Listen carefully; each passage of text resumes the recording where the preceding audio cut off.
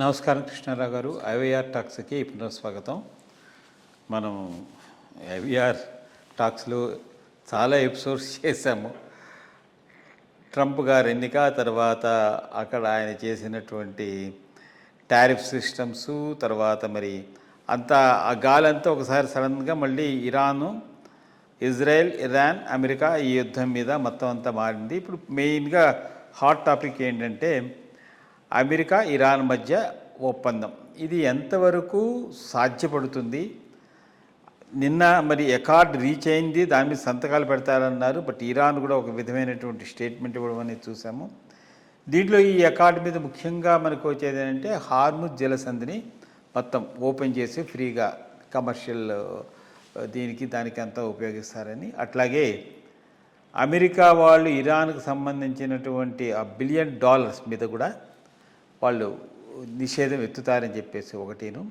తర్వాత ఇంకోటి అన్నిటికన్నా ముఖ్యం ఏంటంటే వీళ్ళు అక్కడ న్యూక్లియర్ స్థావరాలని ఇది చేశారు కాబట్టి అక్కడ ఉండే న్యూక్లియర్ దీన్ని అంతటినీ తీసుకుని వెళ్ళిపోయి బయట వెళ్ళి డిస్ట్రాయ్ చేయడమా ఏమిటా అనేది ఈ 3 విషయాల మీద ఆ సంధిలో this crux of the total deal. అది మరి దాని మీద విపరీతం అంటే డిఫరెంట్ టైప్స్ ఆఫ్ వాదనలు వినబడుతున్నాయి. బట్ ఇంతవరకు అయితే మనకి సైన్ చేస్తారు ఇదేదంతా అని వచ్చింది.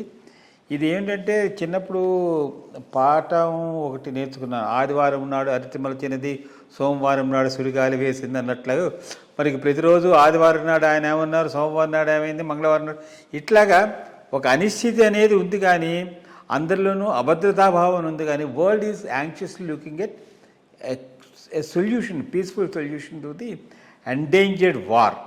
సో ఇది అసలు ఇప్పటికైనా కుదురుతుందా? ఎందుకంటే స్టాక్ మార్కెట్లు అయితే చాలా విపరీతంగా దీనికి పాజిటివ్గా అటు అమెరికన్ మార్కెట్లు కానీ ప్రపంచవ్యాప్తంగా ఈరోజు సోమవారం నాడు జరిగినటువంటి మార్కెట్లు కానీ స్పందన చేశాయి.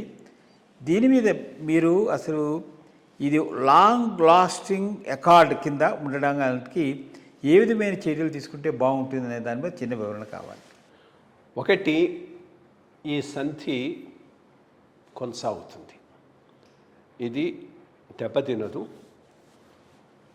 బయటికి పోస్చర్స్ ఎట్లా ఉన్నా, ఎట్లా మాట్లాడినా ఇరాను తగ్గుంటుంది, అమెరికా తగ్గుంటుంది. ఇజ్రాయెల్ తగ్గకపోయినా ఇద్దరూ పెద్దగా పరిగణలోకి తీసుకోకపోవచ్చు. ఎందుకంటే దీనికి అంటే ఇద్దరూ బాగా దెబ్బతిని ఉన్నారు.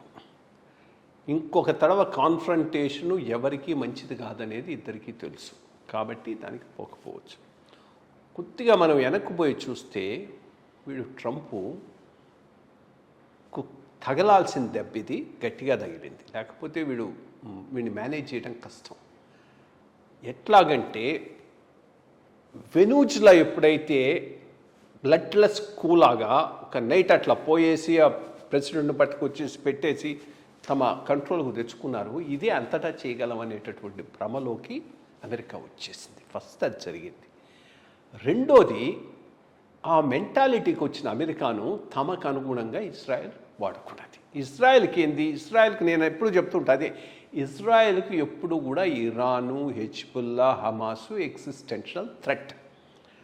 వాళ్ళని వీళ్ళైనా ఫినిష్ చేయాలి, లేకపోతే వాళ్ళు వీళ్ళని ఫినిష్ చేసేస్తారు. కాబట్టి ఎవరైనా వీళ్ళు అక్రమాలు చేస్తున్నారు, దారుణాలు చేస్తున్నారు అని అంటే నేను దాన్ని, ఎందుకంటే చేయకపోతే వాడు చేస్తాడు. సో అక్కడ పెద్ద ఛాయిస్ ఇజ్రాయెల్ కంటూ లేదు. సో ఇజ్రాయెల్ కాస్త అమెరికాను కూడా మ్యానిపులేట్ చేసి ఈ దెబ్బలో ఇరాన్ కొట్టేయచ్చు. లోకల్గా కూడా లీడర్షిప్ చాలా వీక్ అయి ఉన్నది, కొట్టేద్దామన్నారు. అది జరక్క ముందు నెగోషియేషన్స్ జరుగుతున్నాయి. యాక్చువల్గా ఆ నెగోషియేషన్స్ను ఫ్రూట్ఫుల్ చేసి ఒక అగ్రిమెంట్కి వచ్చి ఉంటే ఈ రోజు వచ్చిన అగ్రిమెంట్ కన్నా అమెరికాకు చాలా ప్లస్ వచ్చి ఉండేది. ఆ రోజు వాళ్ళు ఈజీగా న్యూక్లియర్ ఆప్షన్ వదిలేసుకొని ఉండేవాళ్ళు. ఈ హార్ముజ్ జలసంధి బ్లాకేడ్ అనే ఇష్యూ వచ్చి ఉండేది కాదు. ఇరాన్కి ఇంత మిలిటరీ స్ట్రెంగ్త్ ఉందనేది ప్రపంచానికి తెలిసి ఉండేది కాదు. గల్ఫ్ కంట్రీస్ ఇంత భయపడి ఉండేవి కావు. ఇవన్నీ జరుగుండేవి కావు ఆ రోజు కనుక ఆ డీల్కి వాళ్ళు ఒప్పుకుంటే. ఆ డీల్ ఆల్మోస్ట్ ఆల్ అవుతున్న టైంలో డీల్ అయితే యుద్ధం చేయలేమన్నట్టుగా యుద్ధానికి అమెరికాను, ఇజ్రాయెల్ ముందు వచ్చేసారు. మిలిటరీగా బాగా దెబ్బతీశారు, దాంట్లో ఏమీ డౌట్ లేదు. బట్ ఎప్పుడైతే హార్మోజ్ స్ట్రైట్ను వాళ్ళు బ్లాక్ చేసేసారో మొత్తం వరల్డ్ అంతా ఇదైపోయింది. సో నౌ పెద్ద ఆప్షన్స్ లేకుండా పోయినాయి ఎవరికి, ట్రంప్కు. అప్పర్ హ్యాండ్ ఇరాన్కు వచ్చేసింది. మధ్యలో ఇజ్రాయెల్కి ఇప్పటికి కూడా ఈ ఈ ఈ యుద్ధాన్ని కొనసాగించేసి వన్స్ ఫర్ ఆల్ ఇరాన్ను ఫినిష్ ఆఫ్ చేయడం అనేది వాళ్ళ ఆబ్జెక్టివ్. బట్ అది జరగకపోవచ్చు. But as far as Hezbollah is concern, Israel concession ఇవ్వకపోవచ్చు. నేను అన్నాను కదా, ఎగ్జిస్టెన్షియల్ థ్రెట్ పైనే ఉన్నది, అక్కడి నుంచి బాంబులు వేస్తూ ఉంటారు. కాబట్టి వాళ్ళను కొట్టేయటం అనేది వాళ్ళకు చాలా చాలా ఇంపార్టెంట్. సో ఈ అగ్రిమెంట్లో లెబనాన్ ఉండకూడదనేది ఇజ్రాయెల్ యొక్క ఇది.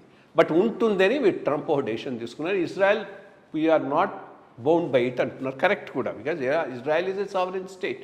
దే ఆర్ నాట్ వాళ్ళ ఇంట్రెస్ట్ అమెరికా ఇంట్రెస్ట్ ఒకటైనంత వరకే ఒప్పుకుంటారు. కాబట్టి హెజ్బుల్లాకు ఇజ్రాయెల్కు కాన్ఫ్లిక్ట్ వచ్చే అవకాశం ఇప్పటికీ ఉన్నది. బట్ హెజ్బుల్లా ఇజ్రాయెల్ కాన్ఫ్లిక్ట్ వచ్చినప్పుడు ఇరాన్ ఇంటర్ఫియర్ అయి ఇజ్రాయెల్ మీద దాడి చేస్తుందా, అదే క్వశ్చన్ మార్క్. చేయకపోవచ్చు అని నేను అనుకుంటున్నాను. ఎందుకంటే ఇంత జరిగిన తర్వాత మళ్ళా యుద్ధానికి కూడా ఇరాన్ రెడీగా లేదు. పాటలు ఎన్ని చెప్పినా కానీ బాగా దెబ్బతిన్నారు. ఎకనామిక్గా దెబ్బతిన్నారు, మిలిటరీగా కూడా దెబ్బతిన్నారు.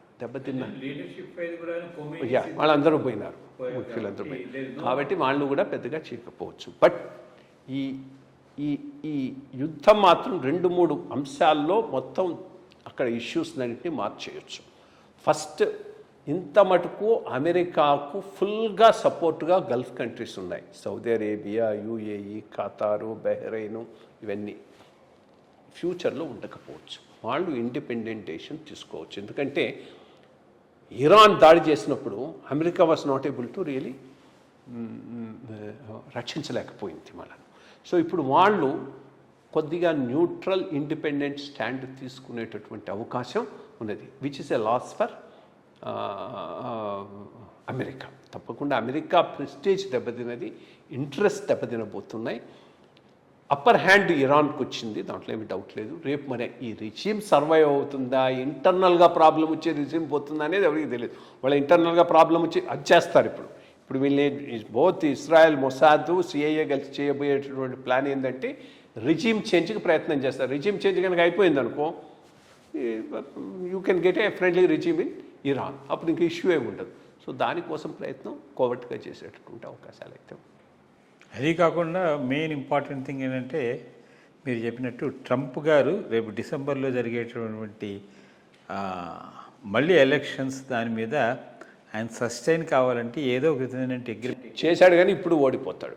ఇప్పటికే వాడి మొత్తం ప్రెస్టేజ్ పోయింది, వాడి ఇది పోయింది, పేల్వంగా మాట్లాడుతున్నాడు, పిచ్చి పిచ్చిగా మాట్లాడుతున్నాడు. టేక్ ఇట్, నెక్స్ట్ ఆ కాంగ్రెస్ ఎలక్షన్స్లో వీడు ఓడిపోయేది మాత్రం ఖాయం. మరి వేచి చూడాలి. మరి నేను నమస్కారం.